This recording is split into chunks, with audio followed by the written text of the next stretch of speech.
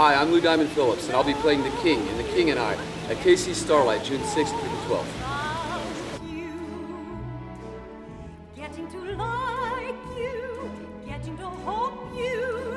I will be eternally grateful for having played Richie Valens very, very young. Not only for the fact that I was introduced to the world in such a big way, in such a heartfelt manner. I mean, that particular story, Richie's story, a true story, the story of the Valenzuela family, such an American success story and an American tragedy, a piece of our rock and roll history. So I have always been honored, and many times people say, well, do you ever get tired of people bringing up La Bamba? I get tired of them screaming, not by Richie, from across the street, but I will never grow tired of people loving La Bamba. It was my Cinderella story. It's what got me started in the industry, and it also put me in contact with some amazing people who I felt were mentors to me in Hollywood.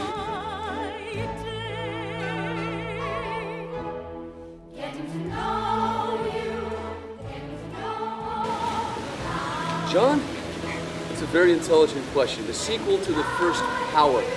Strangely enough, when we filmed it, we actually reshot the ending so that there was room for a sequel.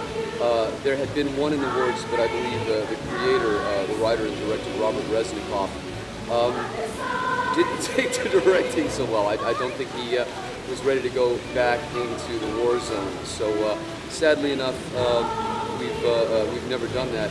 However, never say never. I mean, they're reviving all kinds of things, and I'm more than happy to play Lazarus.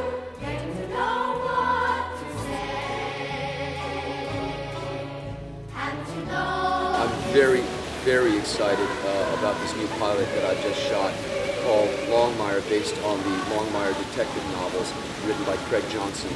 There's 7 of them. I've read them all. They're amazing. The pilot is for A&E. Also, Robert Taylor from the Matrix movies plays Walt Longmire. I'm his best friend, Henry Standing Bear, a Northern Cheyenne man. Cassidy Freeman from Smallville, Bailey Chase from Saving Grace.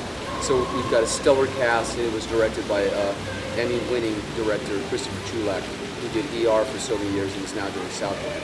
So it promises to be an absolutely amazing project. And, if the gods are with us, then A&E will see fit to put us in the air.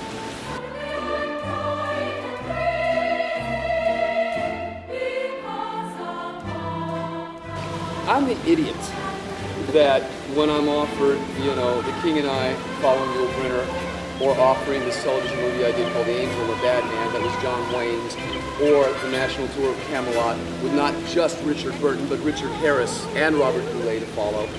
I'm the guy who says yes.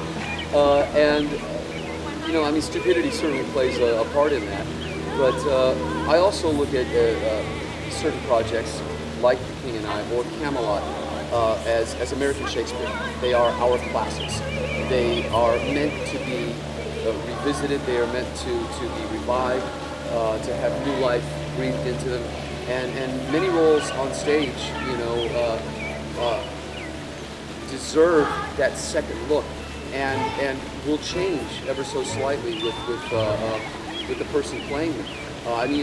You would not stop doing Hamlet after Olivier did Hamlet. Just because you think it may have been done the best it could be.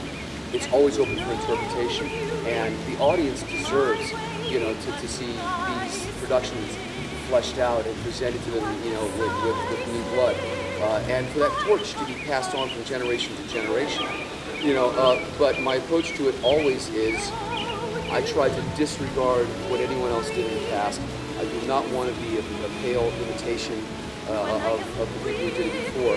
And, when I went to Broadway with The King and I, there were a lot of rumblings, oh my goodness, he'll never be Yul Brynner. Well, I wasn't going to be Yul Brynner. I was going to be Lou Diamond Phillips playing the King. And that's, one of the other reasons I don't shave my head, because King Monk historically actually had hair. Yul was going bald, so, for vanity's sake, he went ahead and shaved it, and it became iconic. But everybody after that thought they had to put their hands on their hips and shave their heads. Then you're just, copying Yul. You're not making the role your own. You're not looking for all those moments that speak to you as a human being that you can make real and make resonate on the stage.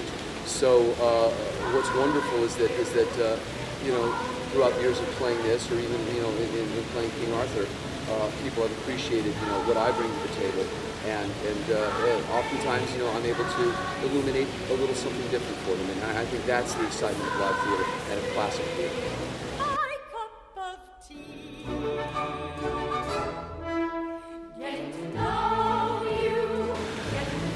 Karen, RE Dancing with the Stars, and this is strange, and I'm probably an idiot for saying no, but a few years back they asked me a couple of seasons in a row. At the time, I was not entirely enamored of reality television, and the specter of having been nominated for a Tony on Broadway was very, very strong in the forefront of my mind. And I thought, if I go on Dancing with the Stars and don't win, I got a lot of people in New York to answer to. So I simply avoided the issue. But once again, never say never. Getting to know you, getting to feel free. Funny thing about doing a spot on Cougar Town, which I'm gonna play myself. Really? Okay. Was I don't know who thought of me. They were fans of mine, and just reached out, and I said yes. And after the first appearance, they went, "What if we got our folks vacations in Florida in this cul-de-sac? Let's just bring them on randomly at any time, So the door is certainly open for me to coming back in the future, and maybe crying in my beer somewhere. Maybe maybe I'll finally get to hit on Courtney Cox. We'll see.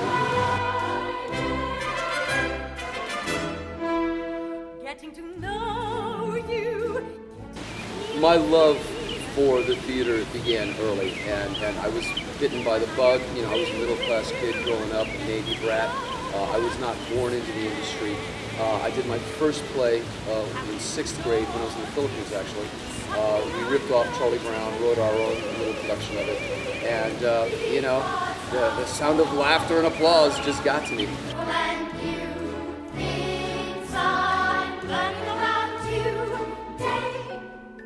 There is so much about the king to love. I absolutely adore this role, and playing him brings tears to my eyes. The reality of the actual man. He was a monk, he was a scholar, he was an astronomer, he was a scholar of all things. Lincoln is mentioned at the time because America is going through the Civil War during the same period, and he was fascinated by that. He was fascinated by world leaders, so he had this huge hunger for knowledge. It was said that he only slept a couple of hours a night and constantly studied the Bible, studied Western writing. And he had the wherewithal, with the centuries of tradition that were behind him, to say, perhaps this is not working, and if I do not adjust, if I cannot open my mind and think in a different manner, my country will be absorbed by England and we will disappear. My culture is at risk. This people, this land that had been around for centuries was in danger of losing everything. And he took it upon himself to say, all right, I will meet you halfway, I will learn about you, and I will deal with this so that future generations can still be, they're Thai people now, but can be proud of who they are and of their own culture. And that takes such vision that, that's like a Martin Luther King, that's like a Gandhi, that's like someone who is willing to put everything that they believe on the line for the betterment of their people. It's like a Lincoln, And even though the play is fun and there are frothy little numbers like Getting to Know You, at the heart of this play is a story that is resonant today. And